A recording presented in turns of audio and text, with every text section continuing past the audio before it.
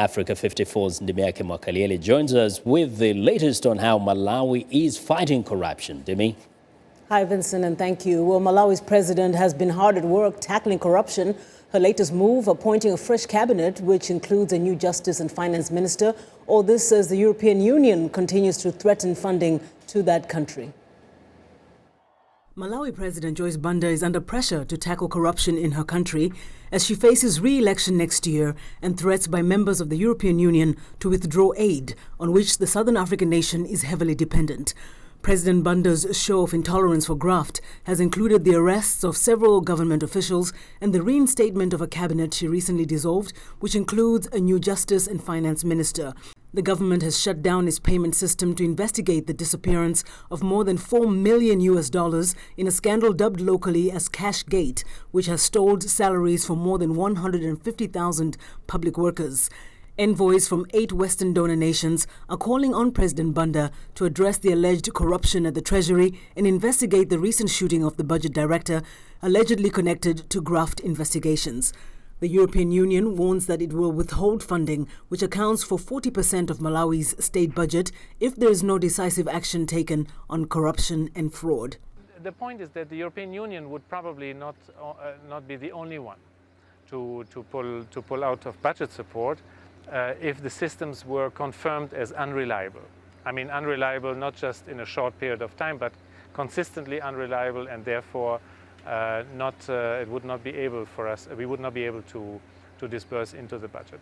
Malawi's troubled economy has shown signs of improvement in the past few months, with inflation, once running more than 30%, easing slightly. Earnings from its main export, tobacco, is expected to double this year from 2012.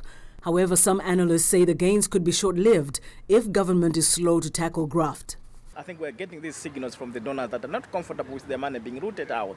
They're not comfortable with their resources being, going to the drain. And therefore, they've got every right and justification to withdraw their taxpayers' money. It is us as Malawians to be decisive, not only to be decisive, but to be seen to be decisive in dealing with this particular problem. The anti-graft watchdog Transparency International ranks Malawi 88 out of 176 in its Global Corruption Index. Well, joining us now live via Skype from Boston, Massachusetts is Paul Kwengwere, who is an independent development analyst. Thank you so much for joining us today, Mr. Kwengwere. Oh, thank you. Thank you. You're welcome. Maybe you could tell us a little bit about this Cashgate and what it really says about efforts in Malawi to fight corruption.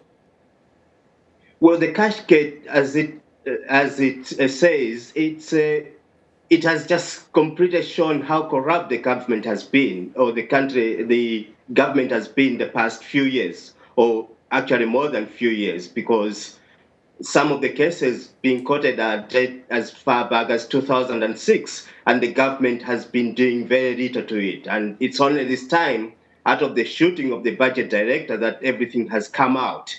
So it is quite a huge problem in Malawi, and it shows how slack the government has been on corruption. And now in this particular case, I'm hearing that some officials, some of whom have been arrested, literally had cash that they had taken and put in their homes, in their cars, etc.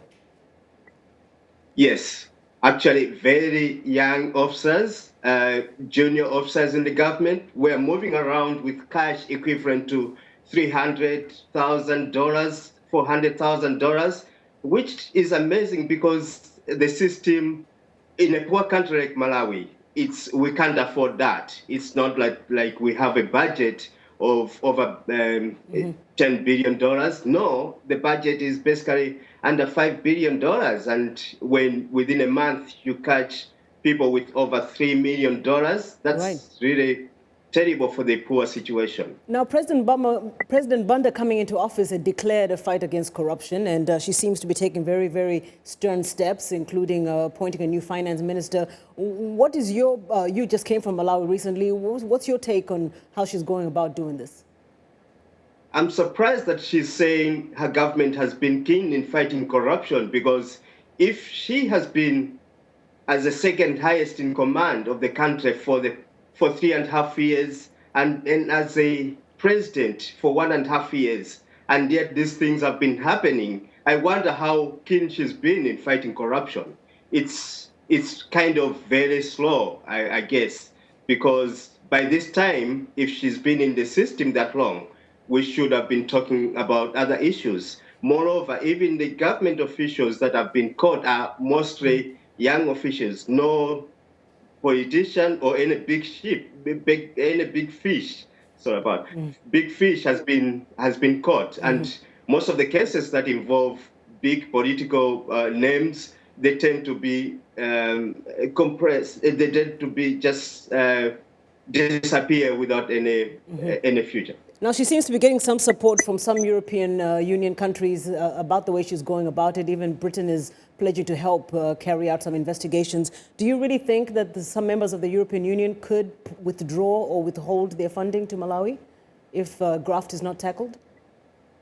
I think, yes, they can do that, because we've had situations where just mere poor governance, we've seen different outside interagency organizations holding back funds. So I think the best would be for Joyce Banda's government to be very proactive, very practical, and maybe reassure the donors that they are really doing something, because Mayor saying that they are fighting corruption and just firing 2 people might not really mean a lot. Okay. So it has to be very practical. Thank you so much, Mr. Paul Kwengwere. We really appreciate your insights into that. Paul Kwengwere is an independent development consultant. He's currently in Boston, Massachusetts, but he's from Malawi. Back to you, Vincent. Well, thanks a lot, Ndimi. Now, we want to know what you think about Africa 54. Join the conversation on Facebook and check out our headlines 24/7 on voaafrica.com.